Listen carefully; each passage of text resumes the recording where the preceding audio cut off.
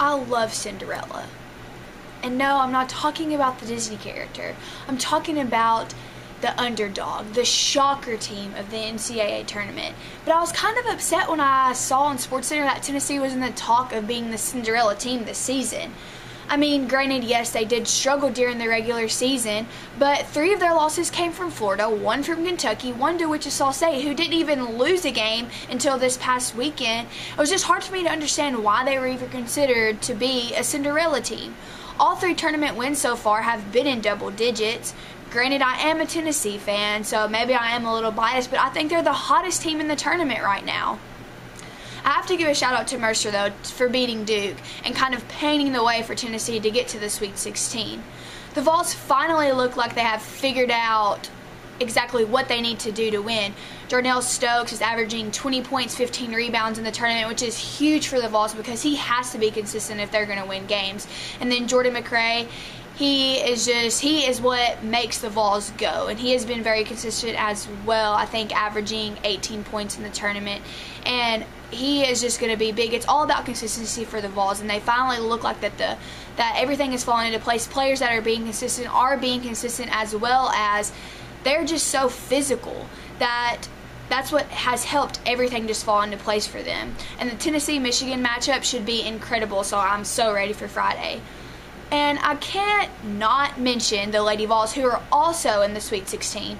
They let St. John's hang around in the first half by, the Lady Vols also have trouble with inconsistency, and their shots weren't falling in the first half, and it's just hard for them to find that rhythm. But in the second half, they came out and were a totally different team. St. John's just couldn't keep up. They were making shots, and when I watch Lady Vols, when they're playing teams like that aren't really on the same level as them, I just see so much quickness. And plus, the Lady Vols are just so tough and so well coached, anyways, that they are just so quick and so tough.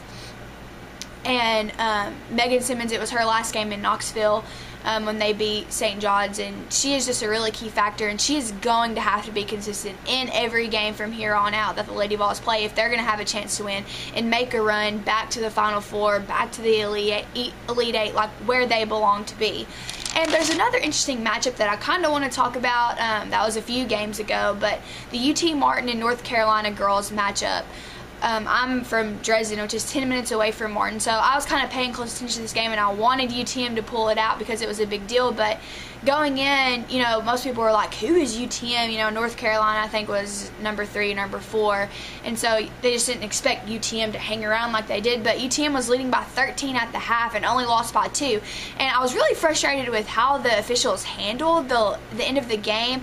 Well, first of all, there were some calls made at the end, that definitely went in North Carolina's favor that I did not think. The charges call, the block calls, those kind of calls to me, sometimes there need to be no calls when they're at the end of the game, and calls like that just kept going North Carolina's way. And of course, at the end of the game, the famous line, North Carolina paid off the referees, because, well, that's obviously not the case, but at the same time, why can't we just want the little schools to win? So there was that, and then with 18 seconds to go in a UTM timeout, I guess over the PA system, they announced that North Carolina's campus is all clear after the lockdown that they've been in for an hour, that the officials knew since halftime that the campus was in lockdown and didn't even want to mention it until there was 18 seconds left. North Carolina's up by 2, UTM's all calling a timeout, trying to figure things out.